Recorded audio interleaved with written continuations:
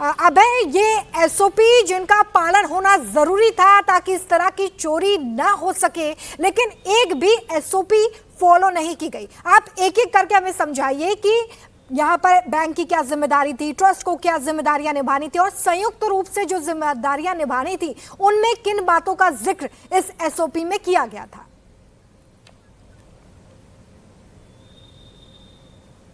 देखिए बिल्कुल Romita, India TV के पास जो एसओपीज बनाई गई थी, जो गणना होनी थी, उसमें बैंक और साथ ही ट्रस्ट के लोगों ने मिलकर एक एसओपी बनाई थी। जो एमओयू साइन हुआ था वो साइन हुआ था 2024 में, लेकिन 2025 में एसओपीज तैयार की गई थी कि इन तरीके से ये रूल्स एंड रेगुलेशन रहेंगे।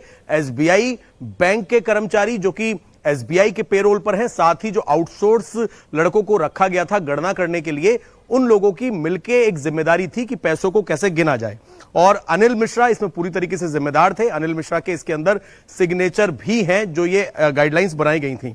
साफ तौर पर यह कहा गया है कि दस्तावेज में एसबीआई और ट्रस्ट की संयुक्त जिम्मेदारी होगी, यानी कि दोनों की जिम्मेदारी होगी। जब भी दान पात्र खोले जाएंगे वहां पर एसबीआई के अधिकारी मौजूद होंगे, अधिकारियों की निगरानी में ये सारी चीज होंगी। यह भी कहा गया है कि एक ड्रेस कोड होगा, ड्रेस पहने बिना कोई अंदर नहीं जाएगा, तलाशी अभियान लिया जाएगा, यानी कि जब आप गणना करने के लिए अपनी शिफ्ट के हिसाब से अंदर जाएंगे तब आपकी तलाशी होगी, और गणना करने के बाद जब आप बाहर निकलेंगे तब आपकी तलाशी होगी, जिसको पूरी तरीके से नजरअंदाज किया गया। और यही वजह है कि जहां तक ड्रेस की बात है, हमने देखा कि जहां पर नोटों की गिनती होती थी, चाहे वो हॉल हो, चाहे वो महाकुंभ के दौरान नीचे चौकी में भी जहां व्यवस्था की गई थी, वहां पर ये सभी आरोपी जो गिरफ्तार हुए हैं, किसी की ड्रेस नहीं है, वो अपने सादे कपड़ों के अंदर वहां पर बैठे हुए हैं।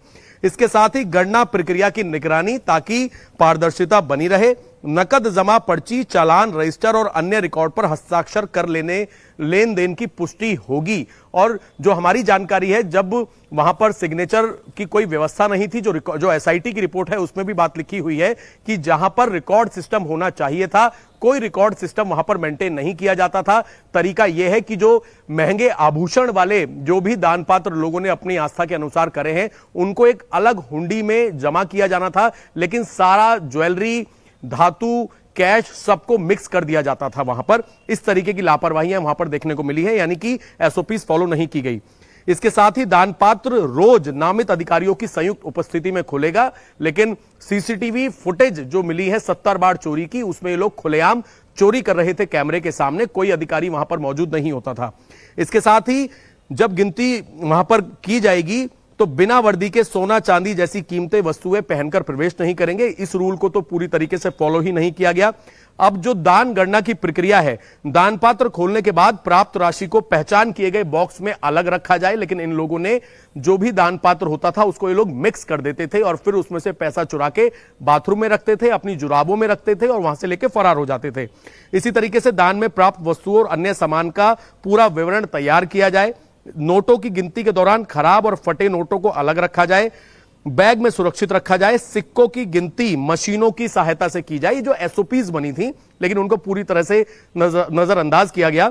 गिनती कक्ष में खाद्य सामग्री ले जाना मना है, और जानकारी यह मिल रही है कि वहां पर पार्टी होती थी, समोसे मंगाए जाते थे, कोल्ड ड्रिंक मंगाई जाती थी, इस तरीके की वहां पर व्यवस्था थी। धूम्रपान, गुटखा, तंबाकू, बीड़ी, सिगरेट, इस तरह की सारी चीजें प्रतिबंधित वहां पर रहेंगी। एक और जो महत्वपूर्ण इंपॉर्टेंट बात है, दान पात्र खोलने की पूरी प्रक्रिया की नियमित सूचना और रिकॉर्डिंग होगी ताकि जवाबदेही सुनिश्चित हो सके। गिनती कक्ष भी संयुक्त जिम्मेदारी के तहत समय पर खोला और संचालित किया जाए। यानी कि आपने रूल्स एंड रेगुलेशन बहुत सारे बना दिए। और रोमिता, जो हमारी जानकारी है, इसी हफ्ते एसबीआई बैंक के कई अधिकारी हैं जो अयोध्या पुलिस की रडार पर हैं, क्योंकि जो सिग्नेचर किए गए, दो तरफ इस वक्त इन्वेस्टिगेशन चल रही है, जो आगे पूछताछ का सिलसिला बढ़ेगा। इन गिरफ्तार आरोपियों के बाद एसबीआई बैंक के अधिकारियों से पूछताछ होगी। एसबीआई के वो कर्मचारी जो मंदिर के अंदर जाते थे, अपनी शिफ्ट के हिसाब से आउटसोर्स कैशियर्स के साथ बैठकर पैसे गिनते थे, उनको नोटिस दिया गया है। इसी हफ्ते उनसे पूछताछ की जानी है और उनके साथ डॉक्टर अनिल मिश्रा के बयान दर्ज इसी हफ्ते पुलिस करेगी। पहले विटनेस के तौर पर बुलाएगी कि आपकी क्या जिम्मेदारी थी, एसओपीज जो आपने साइन किया था उसको फॉलो क्यों नहीं किया गया। और दूसरी अहम बात जो इन एसओपीज में लिखी हुई है, भर्ती प्रक्रिया में और गणना प्रक्रिया में पूरी पारदर्शिता रखी जाएगी। लेकिन भर्ती कैसे हो रही थी? टिन्नू यादव अपने भतीजे को लगवा देता है जो अगले महीने से चोरी करता है। अनिल मिश्रा के ऊपर पूरी जिम्मेदारी चंपत राय ने छोड़ी हुई थी। तो कोई पानी बेचता था, कोई मैकेनिक था, कोई बाइक चलाता था, बाइक राइडर था। इस तरीके के लोगों को वहां पर भर्ती रखी गई। नियुक्ति कैसे हुई? इसमें एक शब्द है नियुक्ति का। एसबीआई बैंक के लोग इंटरव्यू लेते हैं। ट्रस्ट ने अगर रिकमेंड भी आपको कोई नाम किया है तो आपने किस बिहाफ पर उन लोगों को नौकरी पर रखा जिनका बैकग्राउंड बैंकिंग और अकाउंट सिस्टम का नहीं है? इतनी बड़ी जिम्मेदारी आखिरकार इन लोगों को कैसे दे दी? और उसका जो नतीजा है वो इस वक्त पूरी दुनिया के सामने है कि कैसे अनप्रोफेशनल लोगों को रखा। तो एसओपीज को फॉलो नहीं किया गया। यह रिपोर्ट इंडिया टीवी के पास मौजूद है और बहुत जल्द एसबीआई बैंक के अधिकारी और साथ ही अनिल मिश्रा पूछताछ के रडार पर अयोध्या पुलिस के आने वाले हैं। तो देखिए, अगर एसओपीज का पालन हुआ होता तो इस तरीके से चढ़ावा चोरी नहीं होती। लगातार एसओपीज का उल्लंघन किया गया। इंडिया टीवी पर इस वक्त आप ट्रस्ट और बैंक के लिए जो एसओपी तय की गई थी, जिन मानकों के आधार पर वहां पर काउंटिंग होनी थी, भर्ती होनी थी, उनका उल्लंघन किया गया, जिसकी वजह से ये चढ़ावा चोरी लगातार होती रही, संरक्षण में होती रही और किसी को कोई डर ही नहीं था।